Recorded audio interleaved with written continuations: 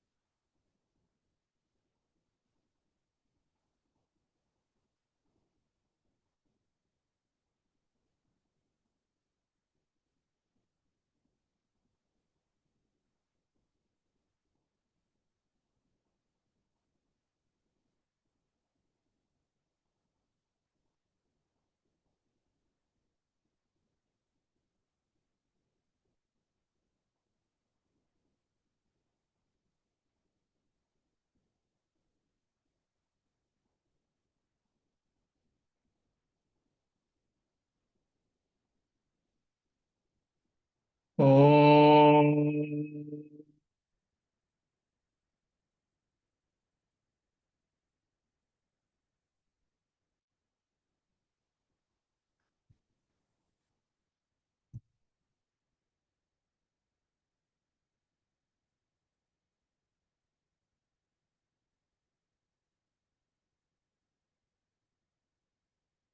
Bhagavad Gita, chapter 6. We'll chant from verse number 30 to 35.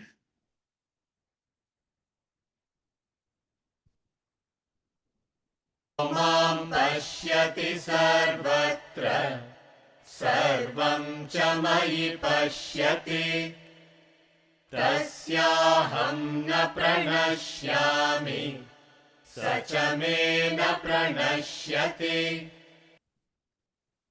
सर्वभूतस्थितं यो मां भजत्येकत्वमास्थितः सर्वथा वर्तमानोऽपि स योगी मयि वर्तते आत्मौपम्येन सर्वत्र समं पश्यति योऽर्जुन सुखं वा यदि वा दुःखं स योगी परमो मतः अर्जुन उवाच योऽयं योगस्त्वया प्रोक्तः साम्येन मधुसूदन एतस्याहं न पश्यामि चञ्चलत्वात् स्थितिं स्थिराम् चञ्चलं हि मनः कृष्ण प्रमाथिबलवदृढम् तस्याहं निग्रहं मन्ये वायोरिव सुदुष्करम् श्रीभगवानुवाच असंशयं महाबाहो मनो दुर्निग्रहं चलम् अभ्यासेन तु कौन्तेय वैराग्येण च गृह्यते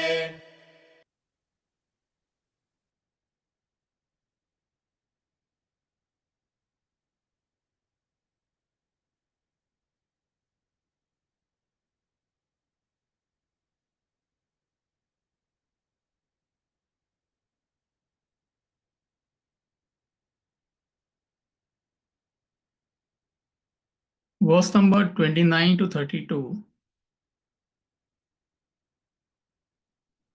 They tell us where we are on the spiritual path. It is a test of your spiritual evolution or self-improvement. So when you compare yourself against these broad parameters, you get kind of an idea where you are, whether you need to correct yourself, whether you still need to fine-tune your personality. That's the purpose. So verse number 29, which we discussed last week, united to the self by yoga. He sees the self in all beings and all beings in the self. He sees the same everywhere. It is nothing but feeling of oneness with all beings. Are you able to identify? Do you feel one with all creatures? So that determines your state of spiritual evolution. And that is what even Samuel Coleridge told us. We saw that quotation last week.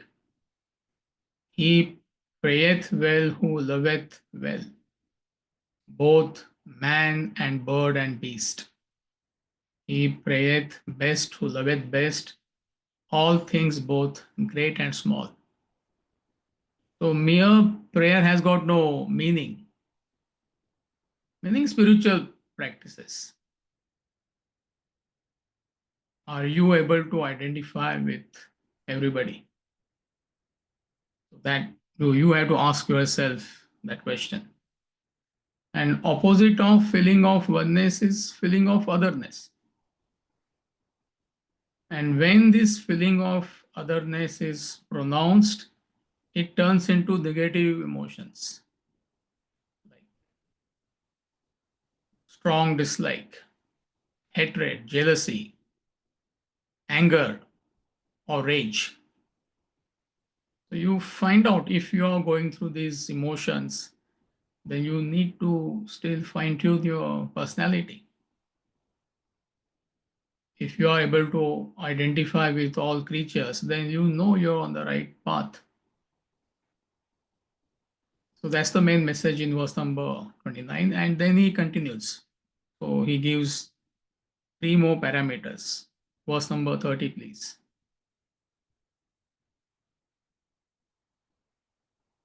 यो मां पश्यति सर्वत्र सर्वं च मयि पश्यति तस्याहं न प्रणश्यामि स च मे न प्रणश्यति यो मां पश्यति सर्वत्र सर्वं च मयि पश्यति तस्याहं न प्रणश्यामि स च मे न प्रणश्यति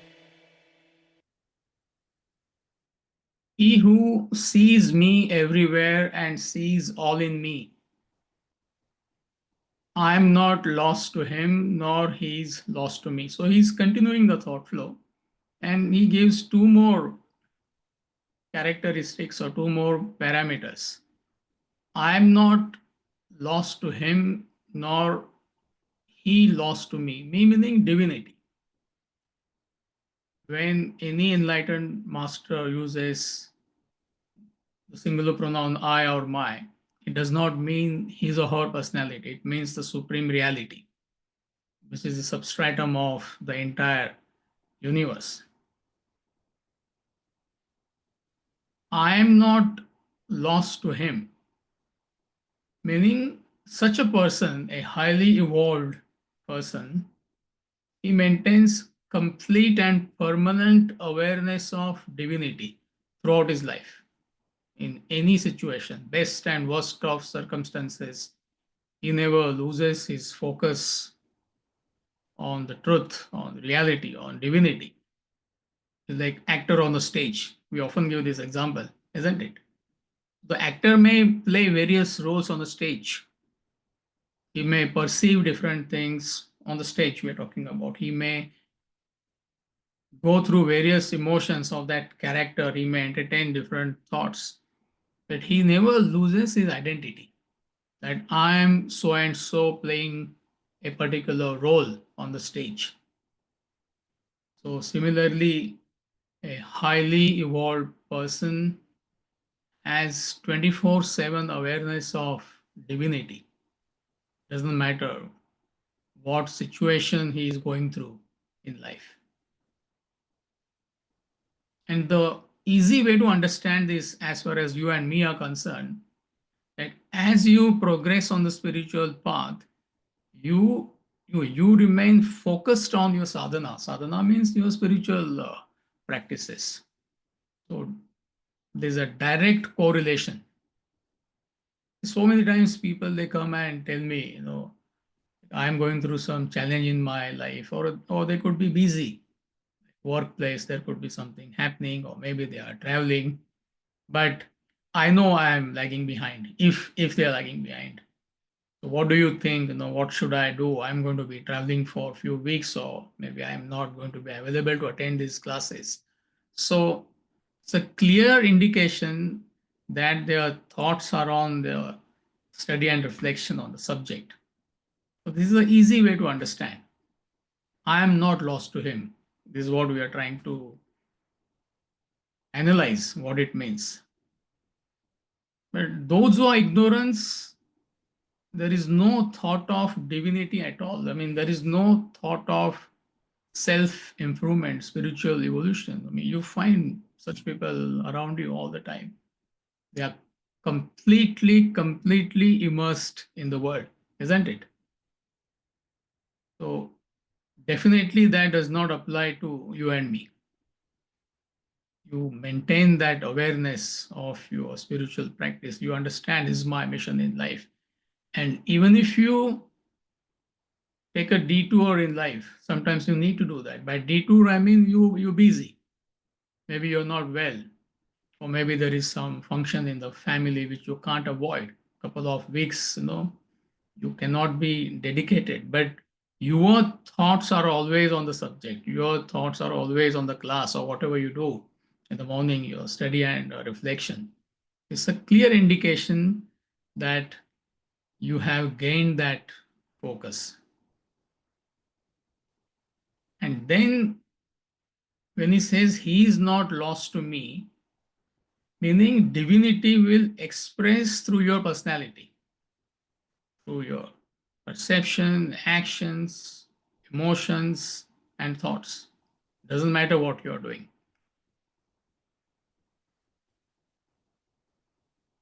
See, a mother who has a child at home, and she's a working mother, and there is a 4 or 5 year old child at home. Where will be mother's thought? Her thoughts will be where? I'm giving you a simple example. If you understand this, then the rest is easy. At least theoretically, it is easy. He is not lost to me. A working mother who has a child at home. Don't say, I don't have a child. Okay, you have a pet at home, which is like a child to you. So, where will be your thoughts? In her child. On the child. On the child. I mean, whatever you may go through, various activities in your office. You may attend meeting, you may travel, maybe you may have business lunch or whatever. But your thoughts are constantly on the child. So he's not lost to me, meaning you can never lose that awareness. This is how divinity expresses through your personality. See, there are some people who are highly immersed in the subject. Like if you meet, let's say, a scientist, who is doing research, they are in a different frequency altogether, isn't it? They may go through various activities. They may dine with you. They may wine with you. They may be with you all the time, but they are in a different frequency altogether. This is how Lord Rama's character is portrayed. I mean, we don't get into the details, but it is useful. With this knowledge, you understand. Otherwise, directly, if you try to read the story, chances are that you will get confused. That he was perfect in whatever he did in life. That is how that character is portrayed, Lord Rama. He was a perfect son. He was a perfect husband. He was a perfect brother. He was a noble enemy. So in best and worst of circumstances, divinity expressed through his personality is fascinating. Noble enemy also. It's not that he did not have any enemies, but those who unnecessarily wanted to harm him, he was full of love and affection. This is how we started. He told Ravana, "You return my wife and come to me, surrender to me. I will help you to solve your problems." And that did not help. He tried other means. So only as a last option, he had to be destroyed. So therefore, noble enemy. Meaning you will be righteous and just in whatever you do in life. Are you getting the thought flow? He is not lost to me. How a spiritually evolved person function in day-to-day life. This is what I am trying to explain. So there are clear characteristics of such a person. This is how divinity expresses through your personality. See, if we just say divinity expresses through your personality, what do we understand? I mean, it's a very high sounding word, but then we don't learn much from that. So, such a person is self sufficient in life, meaning his happiness is not linked to any external factor. It's a clear indication. He or she has universal love. It's not preferential, it is universal. He or she is objective. Opposite of objectivity is involved, entangled in whatever you do in life. He will be cheerful. It's a clear indication. If you don't have cheer in your life, something is wrong. So, what prevents you from being cheerful is your desires, self centered desires. Such a person will be dynamic, full of energy. He or she will be selfless in whatever you do in life. So, these are the clear indications. This is how divinity expresses through your personality. That's what it means, is poetry. Bhagavad Gita is nothing but poetry. So now it makes sense. If you read the translation, I am not lost to him. That we already discussed. Actor on the stage. Easy example to understand. Nor he is lost to me. Meaning how divinity will express through your personality. So these are the characteristics. Elsewhere, he talks about when we do chapter 12 and 13, will study that. Who is a devotee? So he gives 20 qualities of a devotee, or rather 35 qualities of a devotee. In chapter 13, he gives who is a jnani. This is how spirituality will express through your personality, perception, action, emotion, and thought. You can find out where do you stand by comparing yourself against these parameters. So simple verse number 30, and the thought flow continues in verse number 31.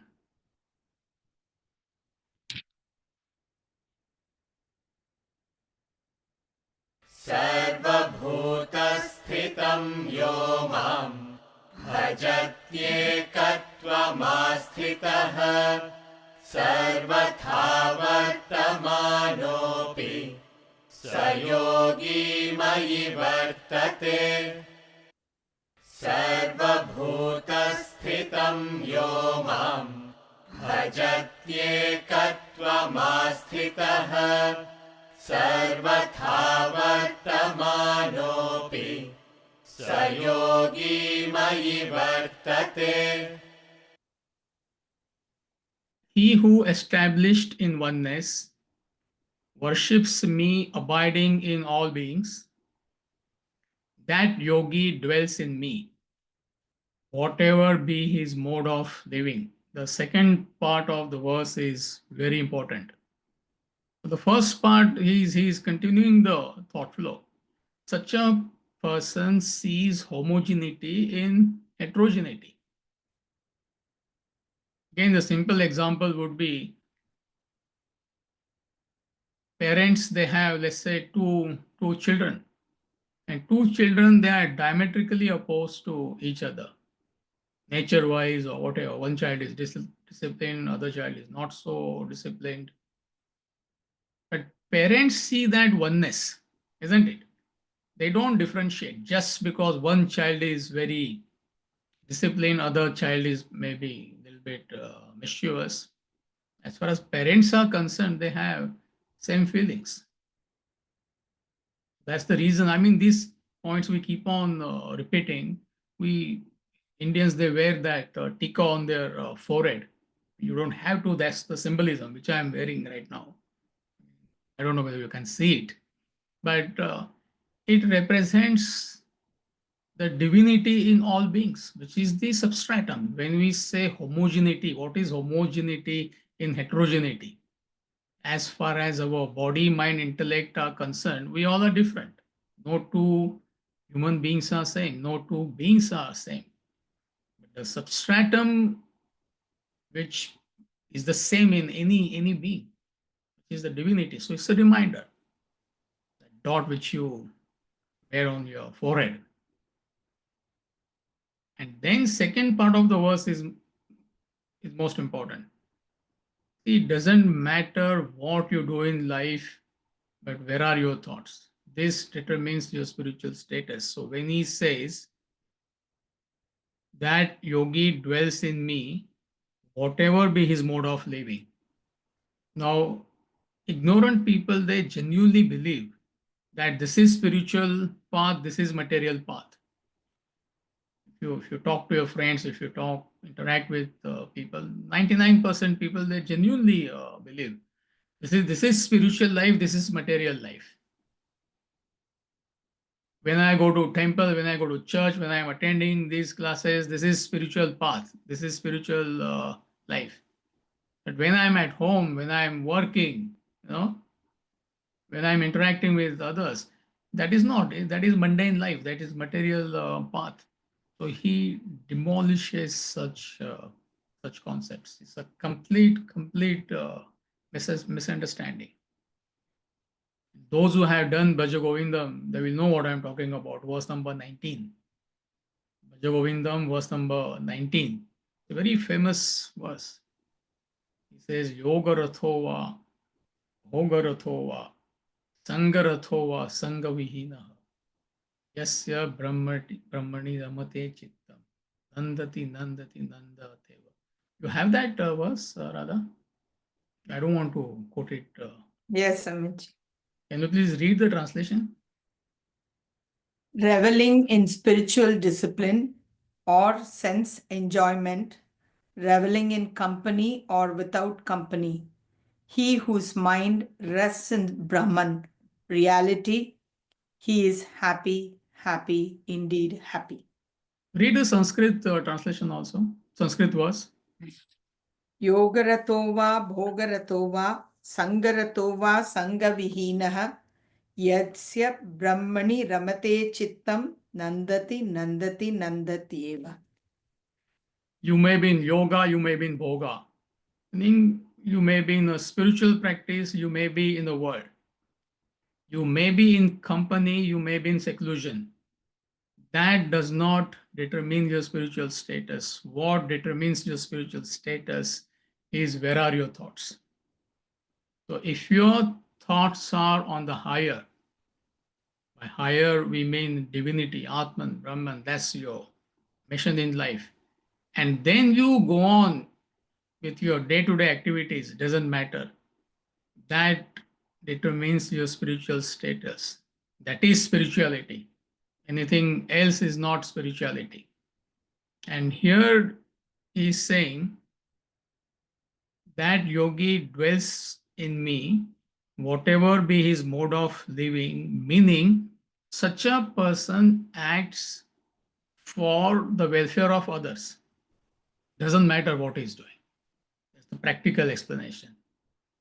You may be in business, you act for Loka Sangraha. It's a very, keep on using that word, isn't it? For the welfare of others. You may be in politics, but you act, you use that political power for uplifting the masses or to serve the society. You may be in medicine, you may be in engineering. You are in that profession to help others. I mean, your thoughts are on helping others. So it does not matter what you do in life. This is what it says, whatever be his mode of living. You need to remove your misunderstanding, isn't it? See, the moment we talk about being spiritual, what do you understand when I say you? Like, ignorant people, what do they understand? Oh, are you going on a pilgrimage? Or are you attending these lectures? Or are you wearing a particular dress code? See, it has got nothing to do with spirituality. There is no cause and effect relationship per se. All these are non-essentials. So we are not saying you should not go to a temple, you should not attend spiritual discourse, you should not follow a particular dress code. Per se, it means nothing, but ignorant people believe that is being spiritual, isn't it? We say it doesn't matter. One person may be in Armani suit, maybe in Manhattan, or you could be in sports. So your profession, what you do in life, your gender, your what do you want to believe, whom you want to follow, it has got absolutely nothing to do with spirituality. So where are your thoughts? Meaning, are you working for Loka Sangraha? Are you working for the welfare of others? So ask yourself. So if you are, you may not even know the definition of spirituality, but you are spiritual. Other person may think that he is spiritual because he or she follows a particular dress code, studying every morning, going to a church or a temple or a mosque, highly selfish. 0% spirituality. So such a person always works for the Loka Sangraha. I'm trying to repeat that word over and over again, for welfare of others. In Hindu mythology, there is one god. He is called as Dattatreya. These are concepts. There are no gods and goddesses, please. So one such god is called as Dattatreya.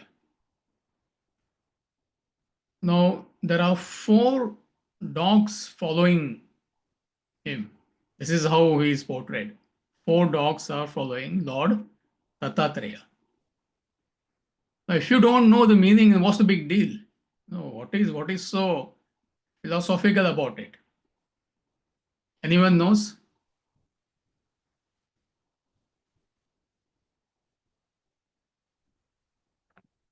My Indian friends, they will know. Everybody knows that. I think he's more popular in perhaps South India, a little bit more. Anywhere you go, India, they follow him. But 4 dogs are following Lord Dattatreya.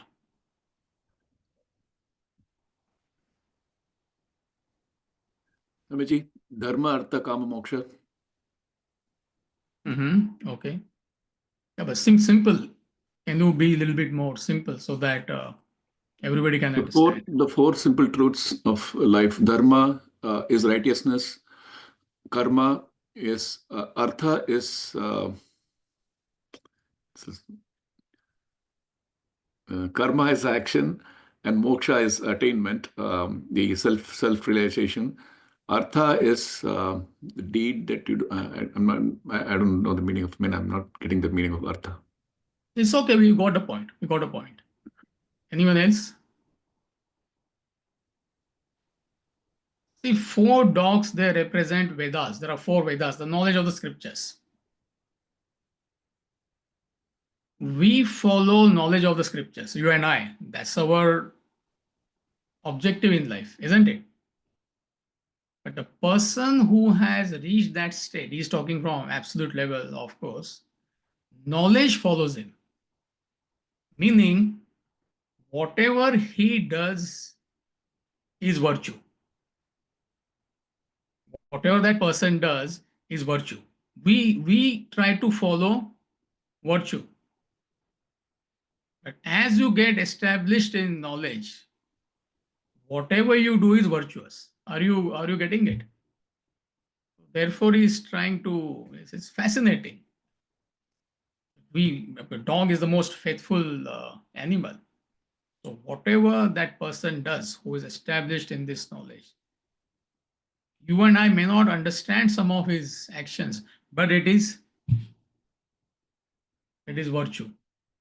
See, for example, Christ gave his life. It is virtue. Krishna took so many lives on the battlefield. It is virtue. Ramana Maharshi never spoke. He hardly spoke. He kept silent. It is virtue. Swami Ramatirtha, he was a great orator. It is virtue. Lord Rama hid behind a tree to get rid of his enemy. It is virtue. They give different stories from life. And then they tell us that is virtue. Whatever they're doing is virtue, meaning how can such a person do anything which is not righteous? So whatever he or she does is righteous and just. It's a clear indication that whatever be your mode of living, whatever you do is virtuous. Again, go back to the simple example. Whatever mother does with a child is what? This example should be very easy to understand, isn't it? Whatever mother does when she is interacting with a child is what? Virtuous. A virtue. It is virtue. Mother screams and yells at a child. It is what? A virtue. She hugs the child. It is what? Virtuous. Virtue. One or two tight whacks the child gets. It is what? Virtuous. Child is grounded. Virtuous. Child is denied something. It is virtue. He gets something for him. It is virtue. How can it be otherwise? Are you getting it? It's a clear indication. Doesn't matter what you're doing in life. You will, by default, you will work for Loka Sangraha, for the welfare of the world. Your perceptions, your actions, your emotions, and your thoughts. So it's fascinating. So what you learn, the main message in this verse, it doesn't matter what you do in life. Where are your thoughts? That is spirituality. If you're acting for the welfare of the world, you are spiritual. You may be fighting on the battlefield. It is for the welfare of the world. Get rid of the unrighteous elements.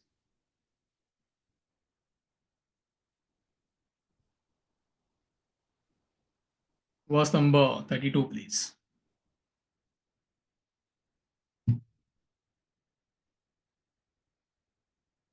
आत्मौपम्येन सर्वत्र समं पश्यति योऽर्जुन सुखं वा यदि वा दुःखं स योगी परमो मतः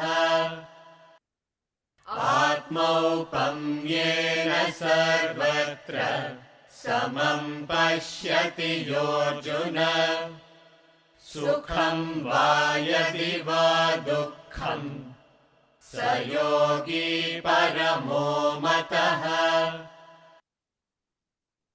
Translation: He who through the likeness of the self, meaning as you get established in this knowledge, that's what it means. For Arjuna, sees equality everywhere through joy and sorrow. He is considered a supreme yogi. Very simple but practical verse for all of us. Now, how do you know that you are established in the spiritual path? What is that test, the powerful test? That such a person is not affected by the fluctuations of the external world. World will keep on throwing good and bad, pleasant, unpleasant at you. That's the nature of the world. But you maintain complete equanimity through best and worst of circumstances, through joy and sorrow, through pleasant and unpleasant circumstances. Why? Somebody may ask why. Because such a person is already enjoying the infinite bliss. So the finite joy and sorrow doesn't make any difference. Otherwise, it's not easy to understand. You have to be enjoying something superior, isn't it? Therefore, it has got no value. The wife is a great cook. Every day you are getting best of the meals, breakfast, lunch, and dinner. And friends, they invite you. Why don't you come for the meal? We are going somewhere. What, McDonald's takeout, you know? Where is the comparison? So you are saying no because at home you are getting the best food. Oh, the McDonald's, they have really introduced the best burger. Now, what is best burger compared to your wife's cooking? There is no comparison. So similarly, finite joy and sorrow has got no meaning because such a person is already enjoying the infinite bliss. When there is a bright sunshine, right now it is here in West Bloomfield, there's a bright sunshine. So you light a candle, will it make any difference? What difference will it make? You put off that candle, will it make any difference? Will it become any darker? No. Or get a bright searchlight No. when there's on a bright sunny day. Whether you switch it on or whether you switch it off does not make any difference. Such a person is already enjoying infinite peace, infinite bliss. So therefore, worldly joy and sorrow, they have no impact on him. He may go through joy and sorrow, but it has got no impact. He maintains that serenity, he maintains that equanimity. I know, I mean, it sounds very inspiring, but then it doesn't help us, isn't it? To apply it in day-to-day life. See, that is where Swamiji has commented on some of the poems, famous poems, and not his poems. You may remember the poem and a message, but you will not remember this verse. It is very difficult. So one such poem which explains this concept is Even This Shall Pass Away by Theodore Tilton. It is there in Swamiji's book, in Select English Poem. He has commented on that. I think it's also there in Vedanta Treatise. It's a very famous poem. I think he's an American philosopher, Theodore Tilton. So he talks about a king of Persia. So he has a ring, and on that ring he carves the message, even this shall pass away. And he goes through best and worst of circumstances in life. He has all the money in the world, he has power, name, fame. So he experiences everything plus. He's got an amazing spouse, beautiful, very devout, affectionate. And also he goes through pangs of life, like disease, war, you know, loss of wealth maybe. But in and through life circumstances, best and worst of circumstances, he never loses his equanimity, serenity. So that message is there always to remind him, even this shall pass away. Nothing is permanent in life. Joy comes, fine, enjoy. Who's saying don't enjoy? But you should understand that it's not permanent, isn't it? Joy is followed by sorrow. We all have to experience sorrow in life. It's a question of more or less. It's not permanent. It's a passing phenomena. So you understand, you tell yourself, even this shall pass away. So through knowledge, you are able to deal with best and worst of circumstances in life. Are you getting it? This explanation is easy for us to understand and apply in day-to-day life. Otherwise, I mean, how do we understand? You know, he's enjoying the infinite bliss, so therefore finite joy and sorrow doesn't make any difference because we don't know what is infinite peace. But this definitely we can apply. That much of knowledge we all have. Even this shall pass away. Are you getting it? So it's a very useful parameter is giving here. Verse number 32. So 29, 30, 31, and 32. How many verses? 5 or 4? 5. 5 verses. So the test of spiritual unfoldment. So find out where do you stand. So it's a very good source for your morning reflection.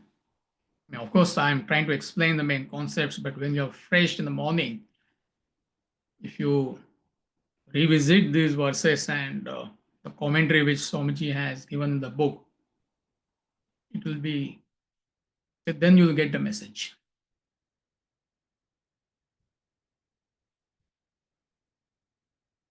So are we okay? Group is okay? These are simple verses where necessary I am giving explanation, but otherwise you can read from the book. But if you feel something is not clear, don't hesitate to clarify. All right, great. So next topic, that is topic number 5, is called, can a restless mind be controlled? Verse number 33 to 39. So Arjuna has that question. Fine, you're talking about equanimity of the mind. You should not be affected by joy and sorrow. But what is our experience? I mean, it's not that easy to control the mind, isn't it? So that is the line of questioning. So verse number 33, 34, Arjuna clarifies with Krishna, and then Krishna gives a fabulous answer. So let's find out what is Arjuna's question.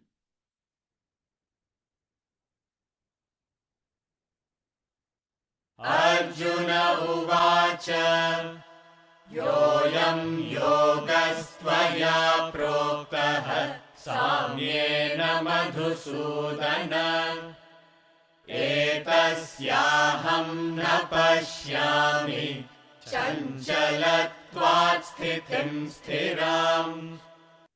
Arjuna uvacha yoyam yogastvaya proktah samyena madhusudana etasyaham na pashyami chanchalatvat sthithim sthiram. Arjuna Vacha, Arjuna said. So Arjuna is asking Krishna, this yoga of equanimity taught by you, last few verses is referring to, O Madhusudana, O Krishna, I do not see its enduring stability owing to restlessness. Because mind is chanchala, restlessness meaning chanchala. So therefore, it is not easy for mind to remain steady. So mind cannot remain steady due to restlessness to begin with. And even if it finds peace, it cannot be endured. Fine, you're peaceful, but how long can you be peaceful? Something or the other bothers your mind, isn't it? It could be something is happening at home, it could be something happening at work, in the society, or sometimes on its own, mind gets agitated for no rhyme or reason. Of course, there is a reason, but then how do I find equanimity if this is the nature of the mind? This is the question. Now, the point is, why does mind become restless? Are you getting the question? There are two components in Arjuna's question. The first is, mind cannot remain steady due to restlessness. Chanchala. Mind means chanchala. Mind is chanchala, restless. And even if you find peace, it's not that all the time we are disturbed. Good many times we are peaceful. But then something bothers.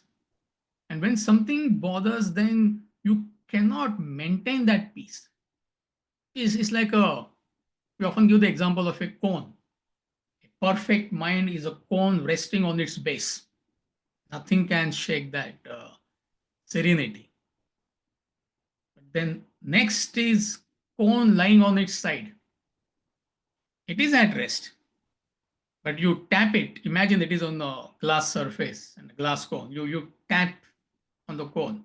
What will happen? It will go on oscillating, and that oscillation can go on. So you are fine, you are peaceful, but something happens. Maybe child's result is not good, or maybe child doesn't come home on the weekend, doesn't call you for a long time, or office your boss says something nasty, somebody says something. The disturbance starts, mental agitations, they start, and they can go on for a while. Again, you are peaceful, again something happens. So this is the experience. This is what Arjuna is saying to Krishna. So why mind becomes restless? Because it has endless desires. So therefore, mind is compared to a fire, insatiable like a fire. Any amount of fuel you add into the fire, fire wants more. So even if you go on fulfilling your desires, if you try to fulfill your desires, it's not possible. You can't fulfill most of the desires. So unfulfilled desires produce mental agitations. So therefore, mind becomes restless. Are you with me? Second characteristic of the mind is it is full of likes and dislikes. And world is in a flux of a change. So something or the other keeps on agitating you. You like summer, winter, you are disturbed. Or you like winter, summertime, you are disturbed. You like to be honored. Somebody does not honor you, you are disturbed. You want to be healthy all the time. At times you're not healthy, it bothers you.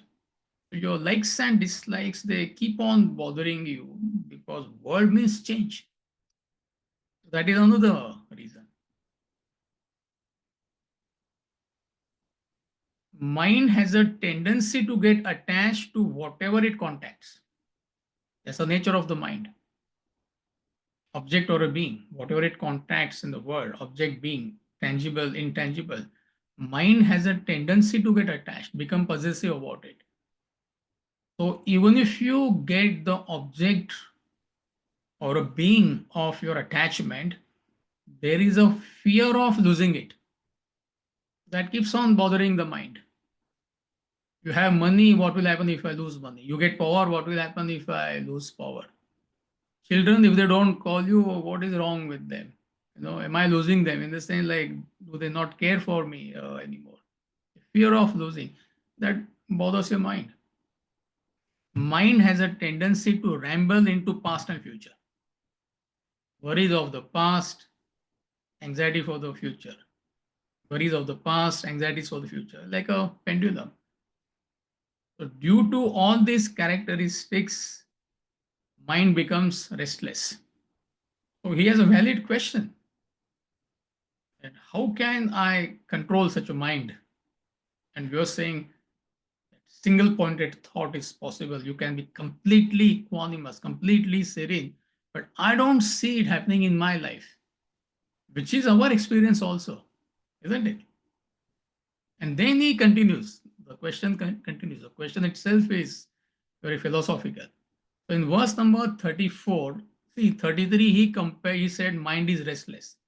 And even if I am peaceful, again something or the other keeps on bothering the mind. So I can't maintain that state of peace. And in verse number 34, Arjuna compares mind to the wind. So let's chant verse number 34, please. चञ्चलं हि मनः कृष्ण प्रमाथिबलवदृढम् तस्याहं निग्रहं मन्ये वायोरिव सुदुष्करम्. चञ्चलं हि मनः कृष्ण प्रमाथि बलवदृढम् तस्याहं निग्रहं मन्ये वायोरिव सुदुष्करम्. The mind, verily, O Krishna, is restless, turbulent, strong, and obstinate. I consider it as difficult to control as the wind. Fascinating comparison. Mind is compared to the wind. To begin with, it is restless, which we covered in the next verse. The wind keeps on moving from place to place. That is restless. It can never remain in one place. Second quality of the wind is pramathi. Pramathi meaning it is turbulent.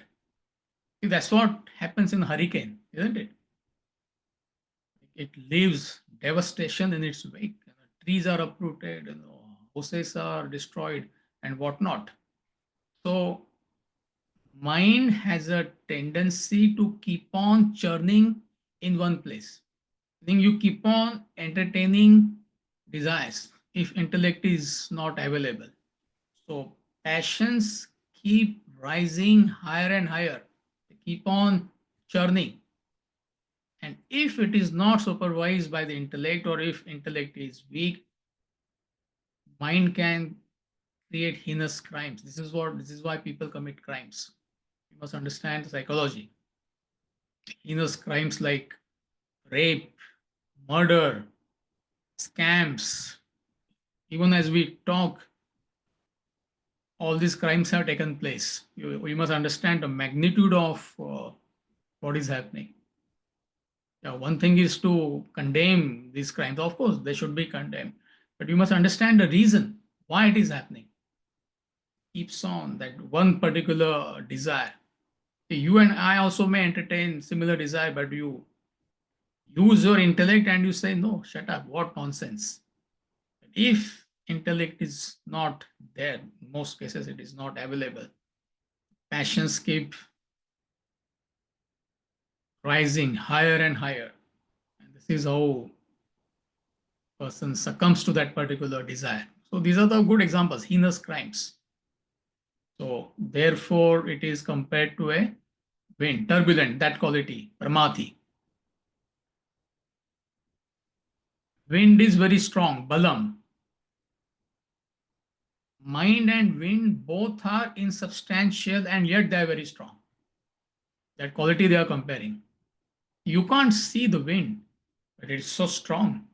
You can't see the mind, it is insubstantial, but definitely you can see how it can affect your day-to-day functioning if you are a victim of your mind.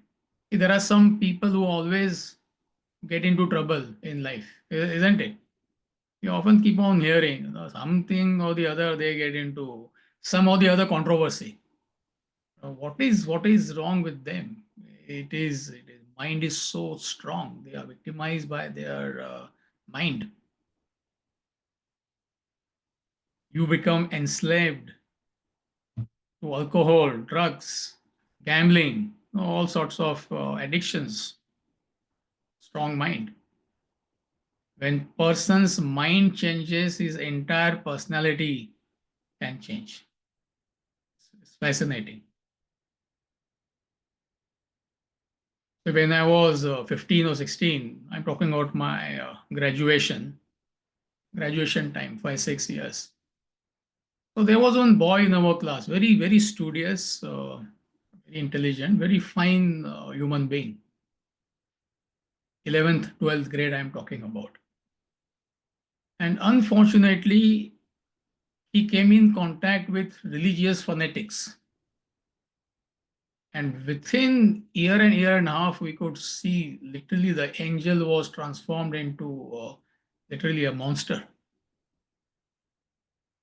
Started arguing with us, started criticizing us for no rhyme or reason. Who talks religion at that stage? Especially back home, I mean, everybody has a good time. He came in contact with religious fanatics, and within a year and a half, We couldn't believe, oh my God, is he the same person? So the mind change. Are you with me? The mind change, the entire personality can change. That's the power of the mind. Power of the mob's mind can change the destiny of the entire nation. This is what happened last week. The mind changed, the entire destiny of the nature changed, isn't it? So it's so strong. That's the nature of the mind. Balam. It is obstinate. Drudam. Meaning it is unyielding. Wind will enter through the crack. So you close that crack, it will find another crack. Some opening it finds and it will enter. Like in this weather, you go for a walk, you are nicely, covered. Somewhere it will enter. You can feel that cold tingling going all the way down. You cover that, suddenly from the neck it will enter. It doesn't leave you. Obstinate. Similarly, mind's desires are insatiable and its pursuit of them is relentless. That's the comparison, that relentlessness. Obstinate. You fulfill one desire and it creates many fresh desires. Innocuous desire, I want a partner. There's nothing wrong with that. You get a partner, next desire is ready. I want a child. You get child 1, next desire is ready. I want child 2. Okay, you get child 1, child 2, next desire is ready. It is endless. There is no end to it. Obstinate. Mind holds on to whatever objects, emotions, ideas it entertains with tremendous attachment. Obstinate quality we are discussing. That's what happened to golden deer. Sita and golden deer example we discussed a few weeks back. Lord Rama, Lakshmana, they tried to convince Sita, no, there is some foul play there. Don't crave for it. Why do you want it? No, I want it. I want it. And she got into trouble. All symbolic. Similarly, mind holds on to wealth, attachment, possessiveness. Mind holds on to power. You hold on to your children. You don't want to let them go. Even if they don't pick up your call, you will plead with them. Mom, dad. Some children, they don't pick up their parents' call. How many cases I have heard? Just don't pick up their call. They don't reply to their email. But you don't learn lessons. You want to hold on to them. Mind holds on to ideas and ideologies. Nobody can change your ideologies. This is what we are seeing happening in the world.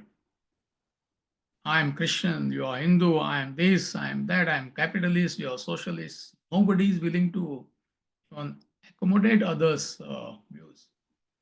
I am man, you are a woman, I will teach you, I will also teach you. Going on, everybody is fighting with each other. So therefore, it is obstinate. So mind is restless like a wind. It is turbulent like a wind, strong like a wind. It is obstinate like a wind. Now we understand Arjuna's difficulty or our difficulty. Now, Krishna is telling us to control such a mind. Sounds almost impossible, isn't it? But let's not give up hope, because next few verses Krishna is going to tell us, no, it can be done.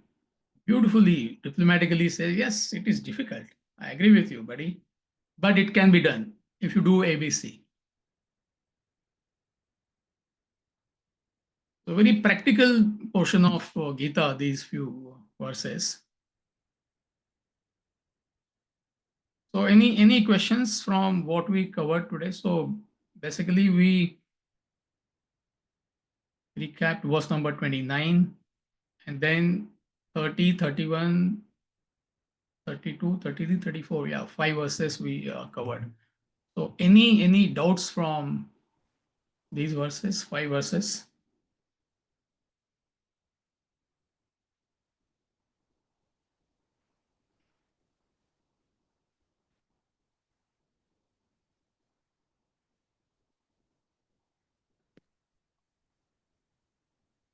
Okay, all clear. So good to know. Great. So I'll see you tomorrow, those who attend Holocaust of Attachment 10 to 11. Otherwise, next week we'll continue with verse number 35. Thank you. Thank you, Thank Amit you. ji.